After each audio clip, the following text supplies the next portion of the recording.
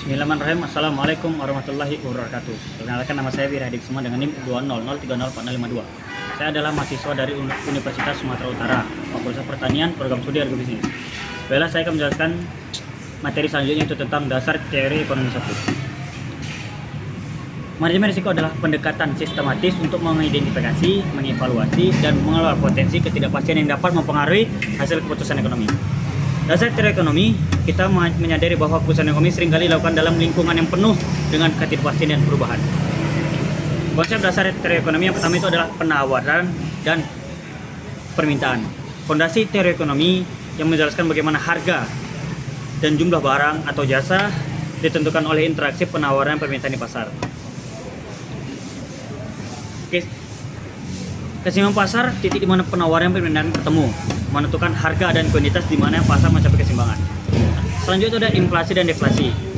Perubahan tingkat harga yang mempengaruhi nilai uang dan keputusan ekonomi seperti investasi dan konsumsi. Perubahan dalam penawaran permintaan serta fluktuasi antara inflasi dan deflasi memiliki dampak besar pada kondisi ekonomi suatu negara.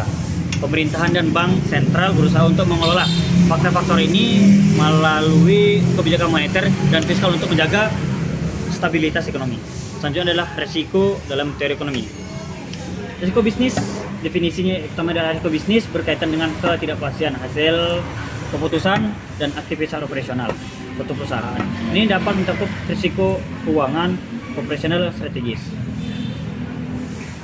Contohnya adalah yaitu risiko finansial, risiko operasional, risiko strategis, dan risiko pasar. Selanjutnya adalah risiko pasar, melibatkan ketidakpastian akibat fluktuasi dalam kondisi pasar seperti perubahan harga, nilai tukar, mata uang, dan kondisi ekonomi global. Contohnya adalah risiko harga, risiko mata uang, risiko sistemik. Kedua jenis risiko ini memiliki dampak signifikan dalam kinerja perusahaan dan investasi. Manajemen risiko efektif melibatkan identifikasi, penilaian, dan pengolahan risiko bisnis dan pasar untuk menjaga keberlanjutan dan pertumbuhan. Evaluasi dan penilaian risiko. Pendekatan kuantitatif menggunakan data dan angka untuk mengukur risiko, sementara pendekatan kualitatif melibatkan penilaian subjektif terhadap pengalaman dan wawasan.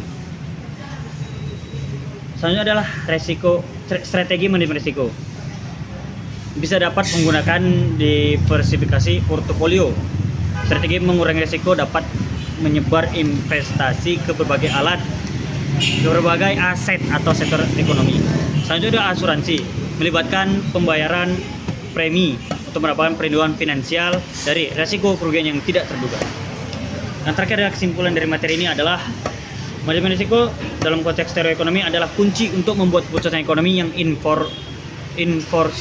informasional dan responsif terhadap perubahan lingkungan.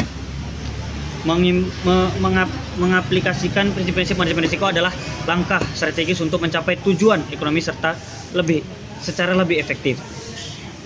Demikian penjelasan yang dapat saya sampaikan tentang dasar teori ekonomi 1. Mungkin sekian dan terima kasih. Wabillahi taufiq. Assalamualaikum warahmatullahi wabarakatuh.